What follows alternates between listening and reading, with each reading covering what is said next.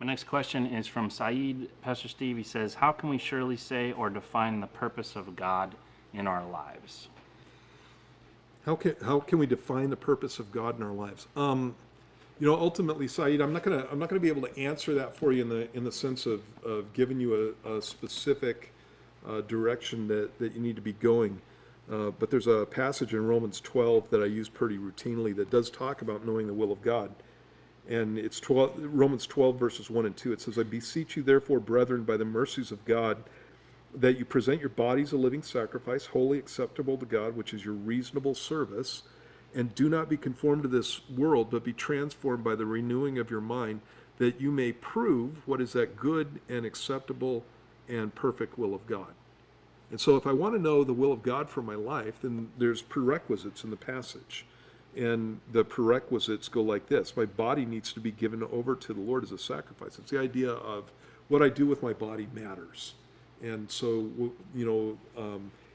I can't have the kind of thinking that I can be spiritual in my head and do what I please with my body parts, because that does not work. If I'm actually following Christ, then what I do with my body matters. Whether it's what I do with my hands or what I do with my mouth, what I do with my words, what I do with my eyes, what I do with my feet, those things matter. And so my physical body needs to be given over as a sacrifice to the Lord, and then my mind needs to be changed. And one of the problems that people have with understanding the will of God many times has to do with the fact that they're not, they're being conformed to the world instead of being transformed by the renewing of their mind. And so, you give your life to Jesus. That the day you give your life to Jesus is not the thing that is going to get you smack dab into the will of God. It's a start. And we all need to know Christ, obviously. We need to be saved. But it's the start. And then a relationship with God builds from that point on. And we need to be, over time, becoming more and more like the Lord. And the way that you do that is by paying attention to what the Word of God has to say and having God change you and mold your thinking into the same thinking that He's got.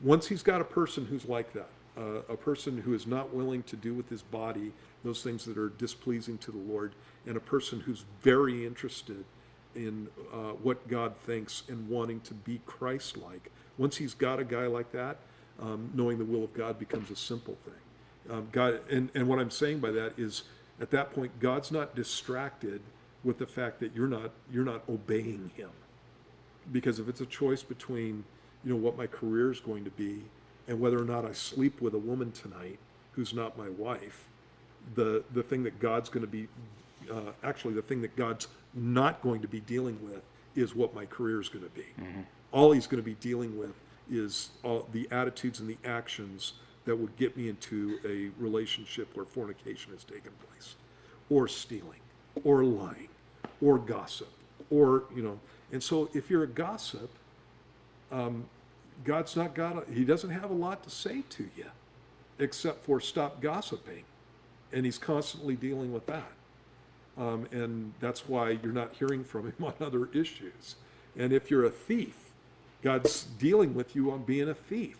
And He can't deal with you on the major issues that He would love to deal with you on.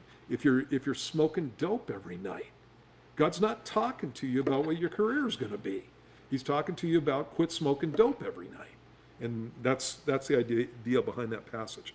But once you start, getting squared away and begin following Jesus, then He makes it really plain, really clear as you're going through the Word and as you're praying, what He wants for you. And one of the cool things about God is that He can speak, and He can make Himself known. He's a great communicator. So, all right, thanks, Saeed. Love you, brother.